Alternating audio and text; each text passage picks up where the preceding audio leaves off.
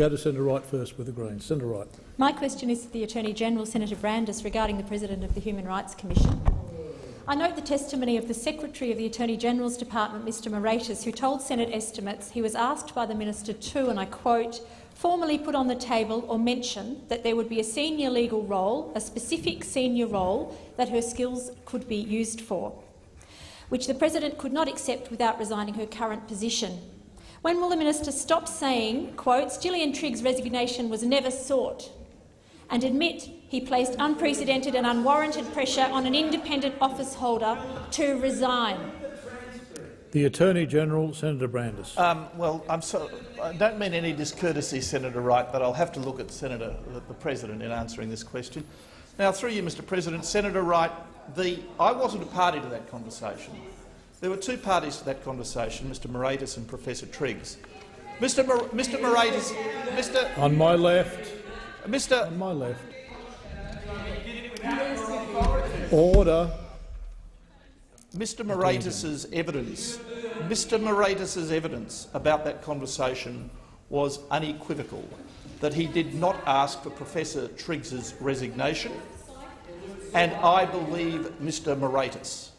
I believe Mr Moratis, and I accept everything he said in his evidence. In relation to the balance of Senator Wright's question, Senator Wright, I have said on the 4 occasions now on which I have publicly addressed this issue, on Sky Agenda on the 1st of February, in Senate estimates last Tuesday, in the Australian newspaper in an op-ed column on Friday, and in the debate on the motion this morning in the Senate, on all 4 occasions I have said, and I say again, that I have a great deal of respect for Professor Triggs as an international lawyer. I am unlike others. I'm actually familiar with her reputation as an international lawyer. I've actually studied her scholarly works, so I know what her reputation is. On my left. It is absolutely not to the point. It is absolutely not to the point that I may have a high regard for Professor Triggs as an international lawyer, whether or not her discharge of the role of President of the Human Rights Commission was tainted by partisanship, or at least the impression of partisanship as a result of her decisions on the timing of the report. The time for answering the question has expired. Order on my left. Senator Wright, supplementary question. Yes, thank you, Mr President. The Attorney-General has justified this unprecedented attack on the President on the basis that the government has lost confidence in the President of the Human Rights Commission. If losing the confidence of the Liberal Party is grounds for resignation, can I ask the Attorney-General and indeed the Prime Minister what they're still doing in their jobs? Well, order. On my left and my right.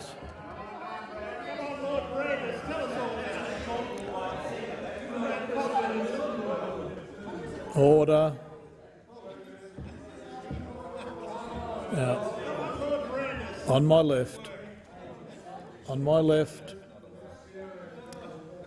Now, Attorney-General, the question is not completely in order. I'll invite you to address any portion of that question that you wish or may not wish to answer. Attorney-General. I'd be delighted to, Mr President. Senator Wright, really and truly, I thought you were a little bit better than asking questions that are so glib and trivial they could have come from Senator Conroy. The fact is, Senator Wright, I'm sorry to say the government has lost confidence in Professor Gillian Triggs as President of the Human Rights Commission. It is absolutely essential, Senator Wright, that the Human Rights Commission and all of its officers command the confidence of both sides of politics, the opposition and the government, in particular for the very reason bizarrely explained by Senator Moore in her contribution this morning. Because the Human Rights Commission on occasion has to criticise the government of the day. And the only way in which the Human Rights Commission can be credible when it embarks on a task like that is to be seen, like Caesar's wife, to be beyond blemish, in this case beyond political blemish. Thank you, Attorney-General. On my left. Order. Senator Wright, final supplementary question. Yes, further supplementary. Thank you. Given the Attorney-General's disgraceful attack on an independent office holder and the embarrassment this has clearly caused to the government, will the minister be induced to accept a specific role on the backbench in the event of a successful leadership challenge against the Prime Minister? Well, order on my right. Order on my right.